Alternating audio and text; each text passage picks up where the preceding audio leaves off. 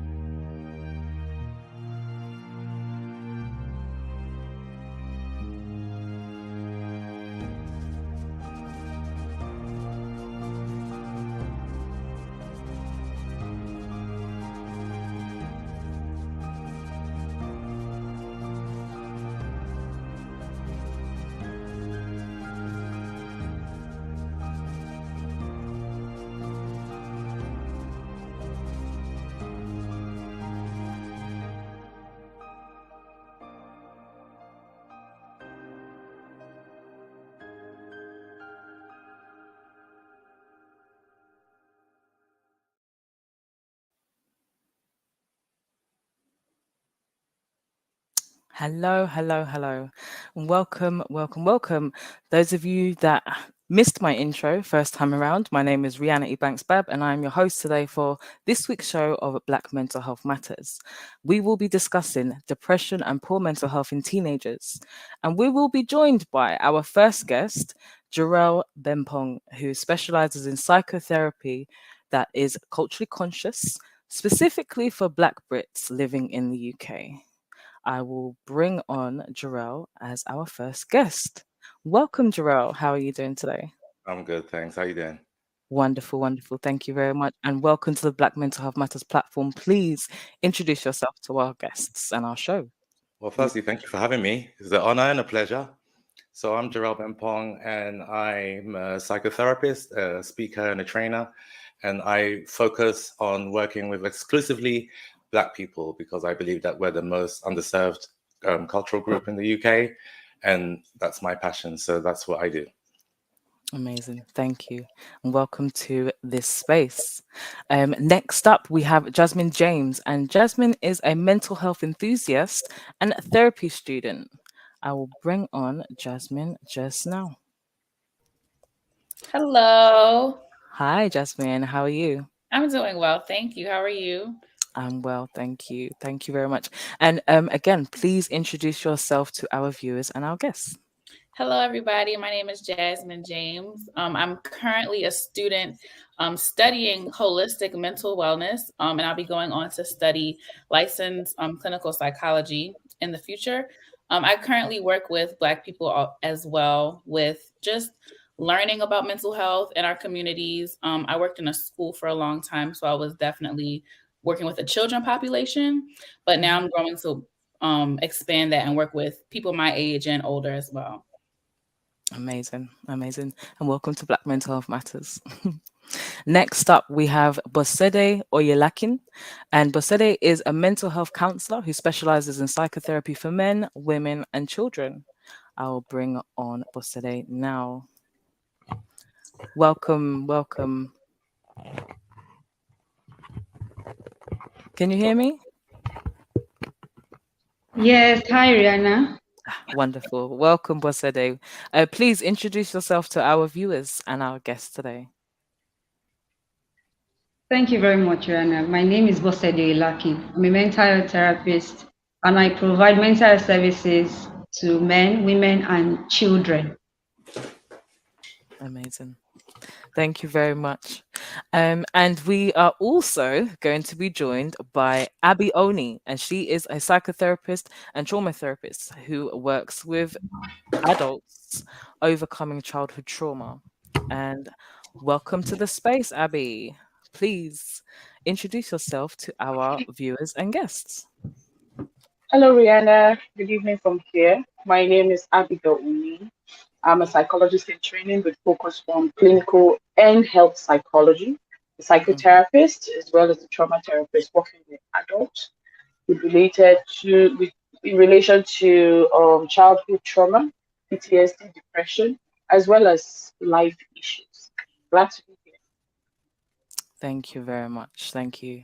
I appreciate you all taking time out to have this well-needed conversation about issues that are impacting our young teenagers. I myself, I'm a mother to a teenager, so this is something that's very close to my heart, ensuring that our Black young boys and girls are having the support that they need, but also opening up those well-needed conversations to better understand what they're going through and how to alleviate some of these issues. So let's kick off the show with our first question. And this will be to, who should I direct this to? Let's go with Jarrell. So Jarrell, in your opinion, what is depression and how is this presented in children and teenagers? Okay, so from my perspective, depression it really comes from an underlying irrational belief system that we hold, and we form our belief systems as we're developing and growing up, right? And we get them from our primary caregivers, who are our parents, our grandparents, our teachers, people like that. So sometimes the messages passed on to us cause us to process information irrationally or wrong, and that triggers an effect, because depression being an unhealthy negative emotion, it in itself, so the healthy version of it would be something like sadness, which is temporary, it's passing. So let's say you have a pet cat and your cat gets run over, you're going to feel sad for a while, but you're not going to be sad about it for months and months and months and months on end, and crying and not going to work and not having the energy to do anything or the motivation to do anything. It's a passing thing. So sadness becomes depression when it's extended over a period of time, and it has that irrational belief element attached to it that makes it unshakable. It's powerful. Thank you very much for that. Would anyone like to add anything to that? Abigail, Bodese, Jasmine, what would you consider the terminology of depression, and how is it presented in children and teenagers? Let's go with Bosede. Okay, thank you, Rihanna. I would like to say that it's a strong emotional feeling that keeps one from approaching their day-to-day activities. So like Jarrell mentioned, it could begin from sadness, but for some persons, it's also easy, very easy to mask any feeling of depression. You see them smiling on the outside. Even with children, we might feel that, okay, this can happen much more with adults, but even with children, for some children, it might not be expressed, or for teenagers, it might not be expressed as feelings of sadness or hopelessness. Like, these are the common symptoms of depression. It could be that the child could be aggressive, the child could be rebellious, the child could also withdraw, the child could be crying. So I would say that any strong emotional feeling that holds back a child from functioning daily. The child does not want to go to school, the child does not want to mix with friends. Like I said earlier, the child is rebellious, the child is aggressive, there's constant emotional outbursts. I would say that this I can liken to depression in children and teenagers. Thank you, and I can see definitely how it links back to specifically what Jarrell mentioned about the belief system as well, because yeah, you may believe that you hold a certain persona about yourself, and then that in itself, where you're trying to enact that persona or live up to that persona, can also depreciate on what you think of yourself, what others think of you, and how you live up to those kind of expectations as well. So thank you very much. Jasmine, would you like to add anything to this question? Yes, I would. I would just first like to say I agree with everyone that's already spoken, and wanted to emphasize on how Jarrell said when the sadness turns into long-term and interrupting your daily functioning. I think that a lot of time with teenagers, it can present itself in anger as well, just because in those developmental stages, they may not know how to vocalize like I'm feeling sad, and so that gets a lot of confusion inside of them, and it can turn into anger. And that can be also presented in like, you know, doing bad in school, conflicts with your family, conflicts in school systems or with authority figures. So I think that's another thing that is shown a lot in teenagers when they have depression. Yeah, that's very, very great point. Thank you for that. Thank you. Can I slightly add to that and slightly, you know? Yeah, sure. Go ahead. So when it comes to the emotions with my work, it's really important to really name them very clearly and have clear definitions of what they are, to give people the emotional vocabulary to process the emotion themselves. So for example, where I'm from in Ghana, when the word for a plane is metal bird, Okay. right? Yeah. We had to construct something for it to make sense. Otherwise, we couldn't even rationalize it, you know? So in order for us to be able to process our emotions, it's really important for us to name them very clearly. And the more we get used to the practice of naming them clearly and recognizing the emotions that come with it and the physical responses that come with it and the triggers and all of that, the more we're able to get on top of it and experience the healthy version of emotions, because we have healthy negative emotions too. So sadness is a healthy negative emotion. My cat died. I'm supposed to be sad. I'm not supposed to be like happy and nonchalant about it, you know? So there's a healthy negative emotion that can be felt. But when it comes to depression and anger, I see them as separate. So I'll see them as a meta emotion. So an emotion that triggers another emotion, you know? So anxiety and depression usually walk hand in hand. I call them, you know, the twins. You know, That's because true. if you're treating someone for one, you're more likely going to uncover the other as you go along, because you become anxious about being depressed and then depressed about being anxious and anxious about being depressed, and then it compounds itself, right? Yeah. So It becomes like a it's same with feedback loop. anger in teenagers, because they're angsty, right? Hormone. You know, their body's changing. Everything's so confusing, so frustrating. They don't have the emotional vocabulary yet. They don't have the emotional intelligence yet. You know, so the anger is a meta emotion that results from the depression. But they're not the same. Yeah. So we'll treat anger in a separate manner, and we'll treat the depression in a separate manner, you know, but we'll identify them as separate, but intertwined and interrelated, you know. Yeah. No, it's very important, specifically what you mentioned about naming it as well, because I find that a lot of emotional suppression and repression is the inability to understand and navigate those difficult emotions when they do arise. So being able to actually name that this is what I'm feeling would enable someone like yourselves to be able to know what is the best intervention to propose for that individual. So Abby, do you have anything else to add to this? Yes, I do. Thank you for asking me to. So I also discovered that some of the challenges that comes with identifying if a teenager is depressed greatly has to do with the pubertal changes. So before the 20th century, the onset of puberty was around 16 years, right? In the 20th century, it came down to 14 years.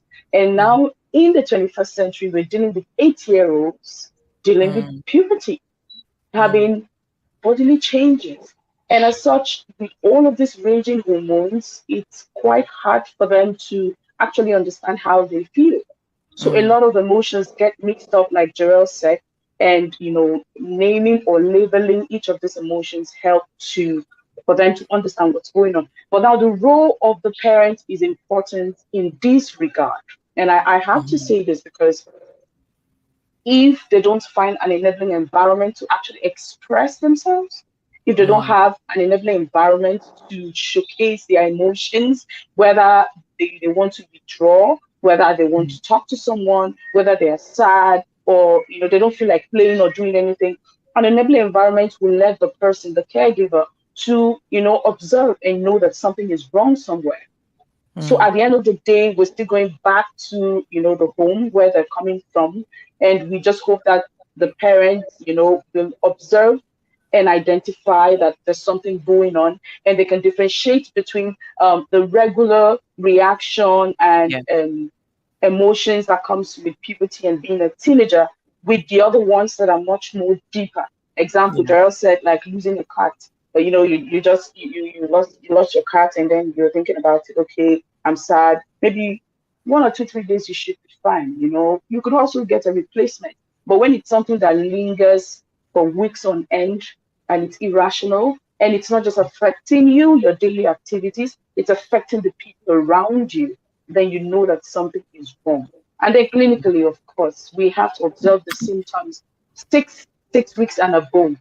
When it's happening every other day consistently, we can now clinically diagnose someone of depression. Other than that, we're just talking based on the symptoms we see. So that is also important. The child needs to go for an evaluation, an assessment before we can say you are depressed. Thank you for that. Thank you for that. And you mentioned something that I'm going to circle back on. I'm going to try and remember it, but you mentioned about caregivers and somewhat of having that nourishing and nurturing environment to be able to express. I'm going to remember that point. I'm going to come back to that later on in the show with another follow-up question for that. Thank you. I'm going to move on to the next one, and this one's going to be directed at you, Bosede.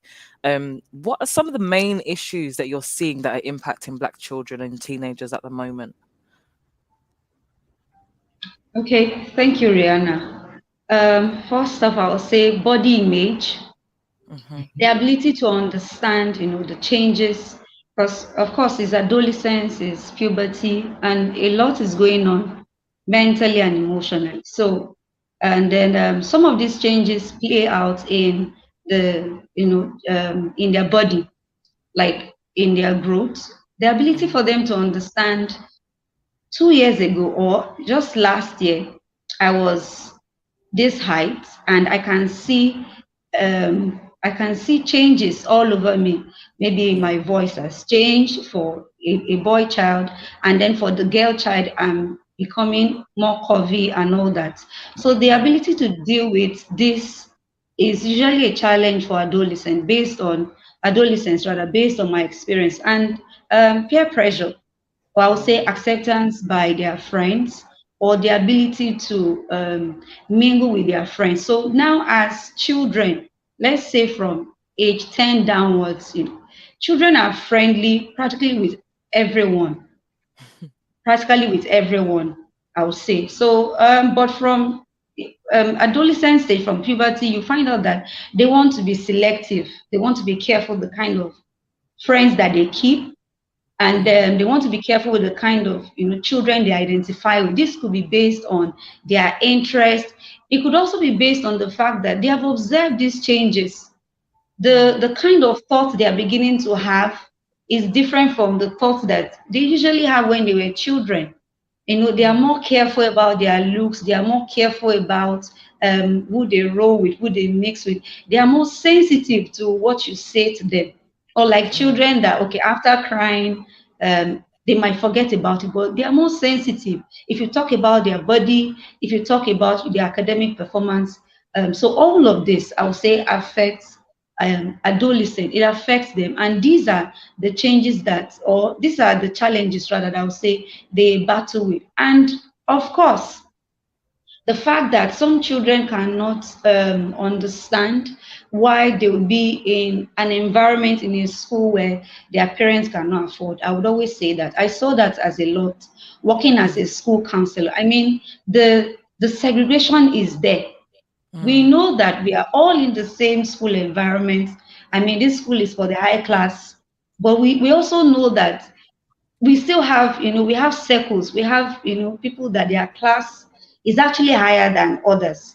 And how can they factor this? How do they measure this? When they talk about going for vacations, when they talk about what they wear, when they talk about where they live.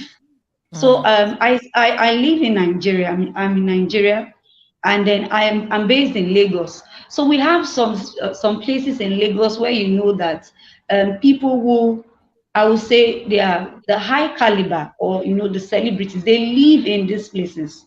So if you are in this school environment and you mentioned that you stay here, the children know that no, something is not adding up. Like they can tell maybe the places that parents of those children work, or probably what they earn, and they segregate these children. It's enough that they're already dealing with pressure from friends, pressure from teachers, pressure from maybe their parents to even do well. To even do well, but now they have to deal with the fact that they have to be in this school environment because their parents want them to, and then it's quite a lot for them. Thank you for that very valuable and insightful contribution, because I think especially like living in the UK, things are very different here, but you can see in regards to like areas of affluence, you can see the differences, but because schooling is free here, it's more around looking at the difference between public schools, private schools, foundation schools, in that kind of sense. So Abby, would you like to add anything to that? All right. I'll just I agree with everything Kosede said. I'll just come from the angle of the peer pressure and trying to fit in. I remember towards the first quarter of this year, we carried out a mental health campaign around schools, private and public schools in the FCT. The FCT is the Federal Capital Territory of Nigeria. And the fallout from that was cringeworthy. As a parent, it really, really saddened my heart. Majority of the questions we got were from 10, 12, 13 to 15 years. And the things they were saying were quite alarming. Now, these children try so hard to fit in. They try so hard because they don't want to be the odd one out. Like she talked about the bodily changes. So I discovered that I'm beginning to have breasts, and the other person is not having breast yet. 3 other people in the class are not having breast yet. And there's another set of people, girls that have started developing breast and they're wearing bra. And there's how they work, there's how they carry themselves. Because, if you can take your mind back, Rihanna, Bosede, and Jasmine, when you started developing breast, there was this feeling that came with it. When you put on bra and then you wear your clothes, you actually look different, right? So they are dealing with these emotions, and then they just want to belong to the other group of people who are like them, who are beginning to, have some of these bodily changes. And then if they were not part of the cool kids, what happens is that they'll be left behind, they'll be in the middle. These other set of people are not developing breast, and I am, but I can't fit in with these other guys because they are the cool guys, and I'm not part of the cool guys. So these other people are not accepting me because I'm not like them. They are not wearing braziers like me, and they're feeling left out of the fun because they are yet to see their menstruation. They are yet to have breasts. So there's a war going on. So in a bid to, to figure out themselves, you see them reverting back to bad habits. All right. For some of them that are exposed to social media, they go on social media to try to find where they can fit in. it's like you're under the rain, and the rain is beating you so hard, and you're so cold. You just want shelter. That's all you want. And so that's the feeling that comes up. As such, they make mistakes. They get into the wrong group on social media. And they start sending some of their pictures that are not out there, because they want someone that could accept them, that will tell them that what is happening to you is normal and you're perfectly okay. That's just what they want to hear. And they're not getting that from home, because some of their parents don't even have the time to observe that something is going on here. I remember when I had my period, I was 13 years old. And I walked up to my mom, who wasn't informed. She didn't know what to say to me. And I told her, I just showed her my card. And she said, "Why are you showing me this? What am I going to do with this? Take this away, take this away." So just imagine how many parents are like that. And I can tell you from all the questions, the survey we did, these were the fallout. And so these are the things we're dealing with here in this country. As such, these children, they just go haywire. They are caught between hell and high waters. At home, everything is not so okay. No one is listening to them. In the school, they don't perfectly fit in. And if they fit in somewhere, it comes with conditions. You have to do a certain thing. You have to dress a certain way. You have to stop after school. You have to meet at the backyard to do some certain things with your phone. You must have this type of phone. And that goes back to the segregation bus that they talked about. Yeah. There's this particular school that is in the highbrow area. And for some of the girls to fit in, what they were saying is that they agree that all of them must have iPhone 13. iPhone 13 is quite expensive over here. So in order to fit in and be accepted, you need that phone. So they end up going back home to lie to their parents. Mind you, we trained the children, we trained the teachers, and then during the PTA meeting, we talked to the parents. So we brought all the questions and the things we analyzed from the students, we brought it to the PTA meeting to talk to the parents so that there will be a connection, right? And some parents were like, "Oh, is that why my daughter came home and asked for money for XYZ? Is it because she wanted to get iPhone? Is it because she wanted to get what's that other one you put in your ear? What's that small one you put in your ear? iPod." Yes. Yeah. Even as an adult, I don't have that, I only have the Bluetooth. So I can relate to that. So these are the things that they are dealing with, and it can be so overwhelming, and it's crazy. I appreciate that. And yeah, there's a lot of things you mentioned there that was relatable. Definitely from my own perspective, even trying to fit in, doing all kinds of things, asking for all kinds of things that, unfortunately my parents weren't able to accommodate financially. So, it not only puts pressure on me to try and fit in, but puts pressure on them to want to fulfill their parental duties to me. But yeah, definitely can relate. But I want to throw this over to Jasmine to kind of get a US perspective on this. What are some of the main issues impacting Black children over where you are? Yes, I think that social media is very big. And I love when Abby brought that up, because not only are teenagers still developing, their sense of identity, but social media is so accessible just in general.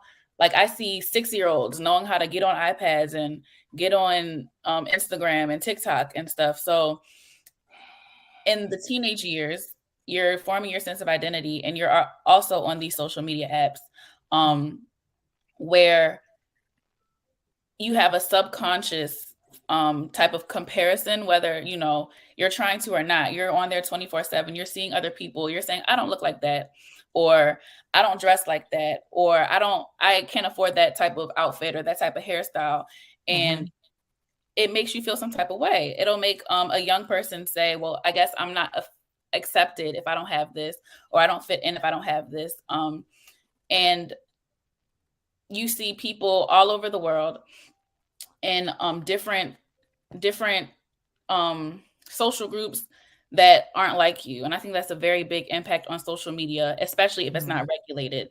There are some households, of course, that regulate social media use and, monitor their kids' usage of their cell phones and stuff. But I know that a lot of people don't have it. I taught second grade last year, and my second graders, would have cell phones and would be texting people and on Wow. Instagram, and I would ask them, like, does your parent know that you have Wow. Instagram? They would say no. So it's like Wow. when you don't have that supervision, it can get very detrimental at a young age. I think back to when I was Absolutely. a teenager, and I'm 26, so I'm not so far away from teenage years. But when I was younger, You're a young adult. yes, I'm a young adult. When I was younger, like my dad, he would have set times for us where we could not be on the phone, we could not watch TV, we could not, be on our socials and stuff. We had to go outside and play. So it kind of, I'm very appreciative that he did that, because it kind of like gives me that separation, or gave me that separation from social media in a way, even though I still, of course, have it today. But if it's not heavily monitored, it can get detrimental. And I know some families, you have single parents, single mothers that work all the time. So sometimes it can't be monitored. So it can definitely be detrimental, in my opinion. Thank you for that. Thank you. And that leads me so nicely into my next question. So Jarrell, I'll direct this one to you. What are some of the risks that technology, heightened media exposure, and easy access to inappropriate websites can have on depressed teenagers? And what advice do you have for parents to get them clued up on what to do? Well, this one's a tricky one, because I always see technology as just a tool. A knife, right, can save your life, or it can kill you. Yeah. Right. It depends on who's wielding it. Right. So I always refrain from, painting the social media as the problem. I think it's something else going on with the person that needs to be addressed before it even gets to the social media. You understand?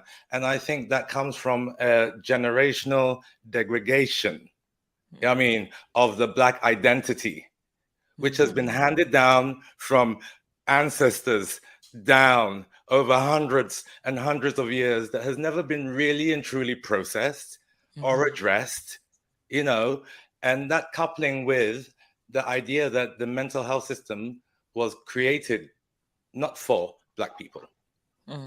None of our cultural identity was taken into account. After all, at the time that the white forefathers of mental health were developing the whole mental health system that we use today, the system that I was trained in, I'm sure the system that everyone else here is being trained in, Black people were seen as livestock or subhuman. So of course, none of our cultural identity was incorporated into the genesis, and the development and creation of the mental health system that we use.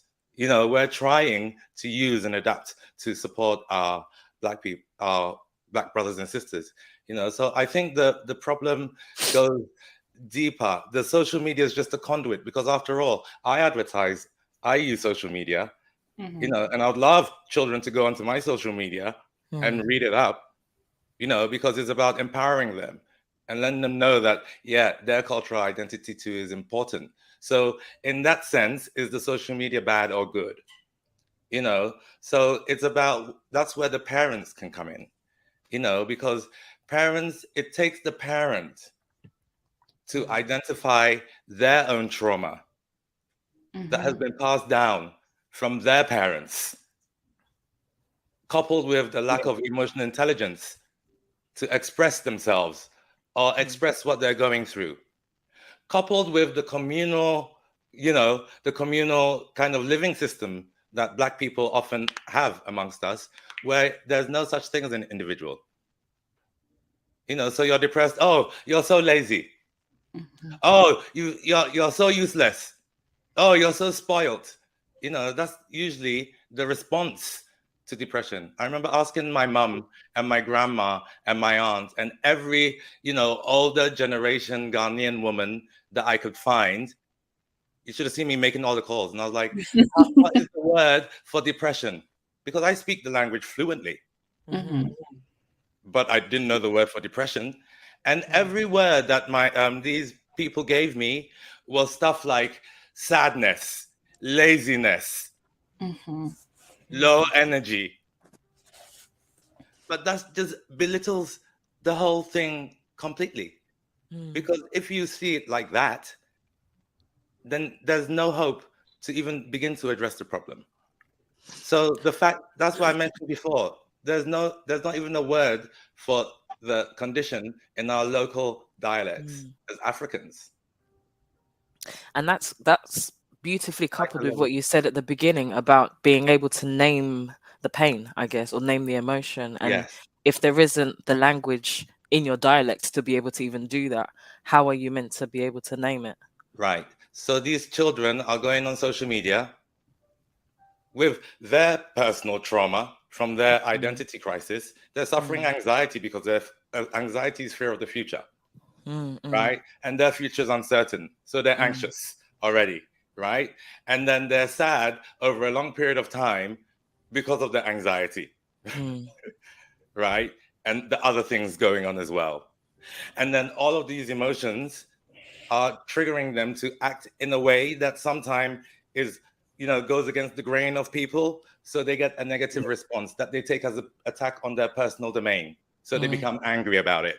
And then they take to social media with their anger, anxiety, childhood trauma, ancestral trauma, depression. And then they start looking for things in this mindset, this really low energy mindset, and what are you going to come across when you're focused on a particular kind of thing? If I decide I'm looking out for red cars, I will see the most red cars I've ever seen in a day ever in my life. It's true. It's true. You attract what you focus on. So if I'm angry, depressed, anxious, carrying the hurt and pain of the trauma, carrying the confusion of the identity crisis, and then I go on social media, which is very accessible to me. Am I going to look for someone like Jarrell who's talking consciousness and Black empowerment and mental health? No. I'm going to go look for suicide videos because that's the trend here now. That's true. Glamorizing suicide, making it cool. Oh, just cut yourself a little bit and you forget everything. Yeah. I'm glad you mentioned that because there's been a real great issue of romanticizing poor mental health. And there's been a lot of trends that I've seen on TikTok that are quite disturbing, to be fair. The romanticizing of, self-injury, self-harm. And even when it comes down to some really difficult and extreme mental health conditions as well. But without digressing, this is definitely what I would consider some of the risks that are presented within easily accessible sites and where there's not a handle on the technology and the literacy around managing these devices from parents. So thank you for raising those very important points. Just one thing, the technology, it would be impossible if a child wants to get on technology, they'll do it. Oh yeah. Absolutely. I was a child before. I was a child before and I did it. And I'm sure we all were, and we did it. It's just not very possible. What are you going to do? Put an age verification? They'll pass that. Double verification. They'll pass that. Parental lock. They'll pass. And they're smart. Yeah. They're more tech savvy than we are. Right. So, it's true. They teach us how to use the technology that we're trying to protect them from. Yeah. But does anyone else have anything to add to this question before we move on? Because that was definitely quite a lot of really valuable information you just shared there, Jarrell. Does anyone else have any more to add to that? No? Okay. Well, let's move on to the next question then. So, can you hear me? Sorry. Yeah, we can hear you, Abby. Okay, I did have something to add, but my internet has been fluctuating. Okay, I just wanted. Okay, you asked the latter part of the question. You said, "What can parents do?" Is that what you said? Yeah. What can parents do? Yeah. All right. Okay, so now I don't want the situation to look entirely hopeless, because I know Jarrell tried to paint the vivid picture of things, but I just want to give a little hope. What parents can do is to, first of all, understand that this generation is quite different from their own generation. As such, you can't parent them the same way you were parented. Yeah. All right. So now you're constantly unlearning and relearning better ways to be an intentional parent, which means as a family, you have to come up with a family media guide. And that's what I'm doing in my family. What is a family media guide? It's just a simple guide that dictates to what extent media can be used in the home, to what extent technology can be used in the home, from what time to what time, and then what are the activities that will keep the children engaged. Like Jasmine said, her parents were able to bring a balance. What the parents did was just having a family media guide. Probably they didn't write it out, they didn't read it out to the children, but that's what your parents did, Jasmine. And then they gave you a well-balanced life. You were able to leave your gadgets and go outside and play in the natural environment to stimulate and work on your executive functioning skills. So what parents can do and caregivers is to come up with a family media guide. First of all, they need to understand that technology is not to be abused. Technology is not to dictate your life. It's just a tool. Like Jarrell said, it's a tool. And depending on how you use it, it could be functional or detrimental to you. So now, from what time to what time can we watch television? From what age to what age are you allowed to have a phone? All right. And even when you have a phone, you need an adult consent to open some certain sites. And then, of course, Google is doing a good job. If you're watching Netflix, there are different parental controls, DSTV and what have you. You put those controls and you put the password. And then you stipulate to what hour in a technology can be used from this time to this time. In between, you're going to be reading your books. No matter how old they are, there should be an age-appropriate activity for every member of the family. You don't bring your gadgets to the dining table. I mean, I watch different movies, and of course, I've been outside Nigeria a couple of times where I see, teenagers with their smartphone. In South Korea, I was there for 6 months, and each time I commute to the university, at the bus stop, there are school-age teenagers standing there with their smartphone. Their faces are down, and they're pressing the phone like this. And the bus is there just honking. So you don't bring your phone to the dining table. You have to make sure that technology is not something that dictates your life. You have to be in control. So a family media guide would greatly help. But of course, a family media guide is not as strong as you having a family value. Most of our families, we don't have a family value. We just go with the wind.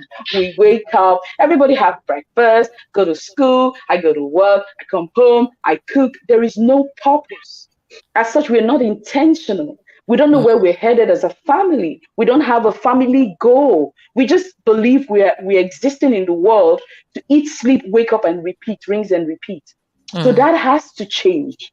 And there is hope. Things are changing now. We are raising intentional parents who want to do better. So for parents who are listening in, try to come up with a family value, have a family goal, have a mission, have a vision. Why are you together as a family? What do you hope to achieve? I mean, part of your educational goals would even mean that your children are to get educated up to a certain level, master's or PhD or what have you, before they get married. As such, everybody work together towards that goal. And if that's the goal, trust me, it will eliminate a lot of other things. It will detect to how long someone is exposed to technology. It will even determine whether you should be on social media or not. And if you must be on social media, what is the benefits? What are you there for? What do you have to contribute? These are salient questions you should discuss as a family. And you notice that when you give those children the opportunity to be a part of these conversations, they are able to make informed decisions. But when you leave it to chance, and that's what's happening now, then anything goes. And when you say, drop your phone, why, mom? Why should I drop my phone? I'm already online. Why should I drop my phone when I'm chatting with my friends? And you have nothing else to say because you've not replaced technology with something meaningful. So we have to switch now. We can't keep doing the same thing and expecting a different result, because that's the definition of foolishness, if not madness. Thank you for that. And it's a really nice, beautiful, again, lead into the next question, because there are a lot of conflicting values and expectations and societal expectations and norms that we can play into. So I will direct this question to Bosede. What role do you think these conflicts play in the prevalence of depression in Black teenagers? Okay, thank you, Rihanna. So I was in and out of the meeting earlier, and I didn't want to just it's jump okay. into Is your the connection all right conversation. at the moment? Yes, it's better now. Okay, wonderful. Yes, it is. Yes. So I would say that the perception of an average African parent is that this is what I want. I'm a mother of two, and this is what I want. Probably, dreams, unaccomplished goals that I brought from my teenagehood, my young adulthood till this time that were unfulfilled. And then I can say that I want my children to live through my unfulfilled goals and visions. That is one. Then two, the society we are in, the climate that we are in, the perception of the community that we find ourselves, I mean the African community or the Nigerian community. These are some of the conflicts that affect how an average African parent will perceive depression. So when I joined the conversation a few minutes ago, I heard Jarrell saying something about the African parent. If I'm to put my understanding of what he said into words, it's just some parents will just be like, "You're talking about depression. What have you been through? How old are you? What are the challenges that you are facing in life?" They can't even understand. Like at 14, you're saying you're depressed. At 16, you're not paying the rent. You're not. What bills are you handling at the moment that would? What are the challenges you're facing that will push you into depression? So the perception of the average African parent, the community that we are in, our culture, our values, our cultural values, I would say. So you are a Nigerian, for example, you have to go to school. I still see some parents doing that, although I would say that some parents they have a change in mindset, but some parents are still doing it. I want my child to be a doctor. I want my child to be a nurse. I used to have the dream of becoming maybe an aeronautic engineer, and that dream was unfulfilled because of maybe funds or I didn't have proper guidance. And I want my child to do that. I can afford to send you to one of the best schools in the world, not even in Nigeria. So why won't you want to? Why won't you want to do that? And the child is like, "Mommy, Daddy, I want to sing." You want to sing. There's no career, there's no future in singing, but they cannot relate to the fact that the interest, the future, the well-being of the child is very, very important. And probably because of what teenagers are faced with on social media, what they see others do, probably the child might have not formed a career path. Yes, it's quite possible that all of these influences are still affecting the child. Why not guide the child? Why not say that, okay, for now, just be open? Why not try these options? Why not put yourself into one or two things, and don't just bottle yourself into music? Well, I'm going to enroll you in music classes. Maybe I'm going to have, an instructor for you, a vocal instructor for you. And then why you still try out some, academic professions or, career paths.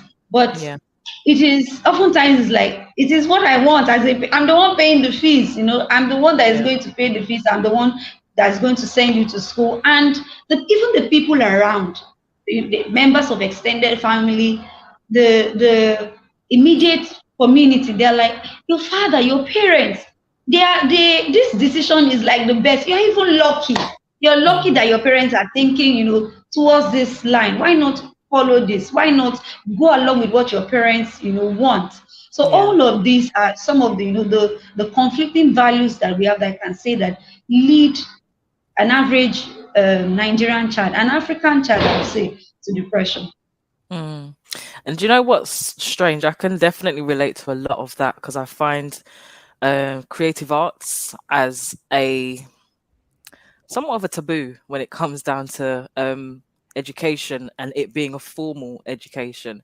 But I think it's so vital to engage in some form of creative activity as a means of emotional expression. As a singer songwriter myself, I use that as my own personal tool for emotional balancing. So, Jasmine or Jarrell, even, what's your thoughts on some of the conflicts that that can really impact a child's mental health? Yes. Did you want to go first? No, you go. Okay. So I was thinking about what in the US impacts Black children the most. And the first thing that came to my mind is just this is not a country that was built for us in general. So and being a Black person here, there's already things that are set against us. You have there's a school to prison pipeline which tests children as early as second grade to decide whether or not they're going to go to prison. And even with that system, the rate of going back to jail, I just think specifically as a Black male, the rate to go back to jail is so high because they watch you. Everything that you do is so like nitpicky. Everything that you do, you can go back. And it starts as early as teenage years. You go to juvenile detention center. If you commit a crime, go to juvenile detention center. And once you get out, after 16, they can start tracking you up to keep you in that system. So once you turn 18, they can put you back. And I think that I have 2 older brothers. I'm the only girl in my family, so I have 2 older brothers. And that has been something of interest to me because I care about the Black youth. And just knowing how, my brothers would feel if that was happening to them is very impactful to me. In a teenage years, just having to be on edge all the time or being scared to go into a store because someone's going to follow you and think that you're stealing something, going into or driving your car. Some people have very nice cars and drive their car and getting pulled over because the police officer thinks that you stole it. So they're asking for all this identification confirmation that you have to prove that this is your car. And that can take a real toll on teenagers who are like, oh, I worked hard to buy this car and now I'm getting stopped because they think that I stole it. Like, what does that say about how they look at me? They think that I'm a bad person, so I must be a bad person, even if I'm doing everything right to get out of that. It's still coming back on me. They're still looking at me as, oh, you're a Black man. You're going to steal. You're going to shoot people. You're going to kill people. And that's big. And even for Black women, I feel like it's hard because not only in the US am I Black, but I'm also a woman. So I'm a Black woman. So I'm also already seen as sort of less than because I'm a woman. We don't have the same pay scales as men. And then it's just harder for Black women to express themselves without being called angry or the angry dramatic. So like the angry Black woman sort of persona that they try to kind of wrap Black women in when we get passionate about something or we want to express ourselves or call somebody out for disrespecting us. And that can start early. So I think that depressed teens may go through that or it may affect their sense of identity. Like Jarrell said, if they're already struggling with something on the inside, these things can just further them into that depression if they're trying to make changes for themselves. I agree completely. Thank you, Jasmine. And Jarrell, would you like to add anything to this question? Yeah, I can just build on that a little bit because, like in the UK, I think Mind did a survey in 2021, and it surveyed, I think, school kids who had experienced racism, and it showed that 70% of those kids had heightened mental health issues as a result of that racism that they experience. So there's a direct scientific correlation, like just right there. Yeah. And then these kids go on to be excluded from school as well. Yeah. because of their mental health issues. Because Black people are always seen as aggressive. We were just touching on this earlier. So if you got an angry, depressed, anxious kid full of childhood trauma Yes. without the emotional vocabulary to express themselves, from a culture that says don't talk to people about your emotions and it's a shame if you do, then what are they going to do? They're going to lash out in class, act a fool, and then get excluded. And then from that exclusion, compounds it. Because from exclusion, then they're more likely, because Black people are already more likely to experience mental health services through the criminal justice route or the social services route than our white counterparts. And there's a massive difference in that. So from that it goes into exclusion, and then that puts them into a system immediately that it makes it difficult for us to break from, you know. And then we have those myths surrounding it as well, because in our culture, I mean, it's on my t-shirt, we say therapy is not for Black people, but we need to qualify it. We need to say white talking therapy is not for Black people.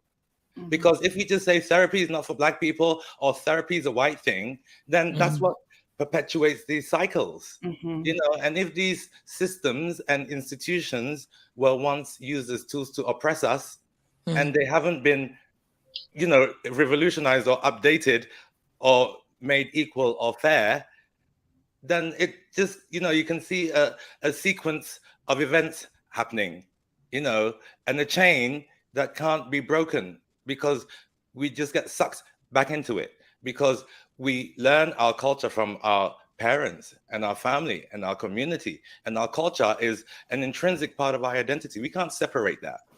So when you're working with an individual and you're trying to get to the nub of an issue and you bypass their culture, then you might as well just pack the therapy in and give them a refund. Yeah. Because you're not going to hit the mark. And then it's going to take so much longer for you to even get anywhere.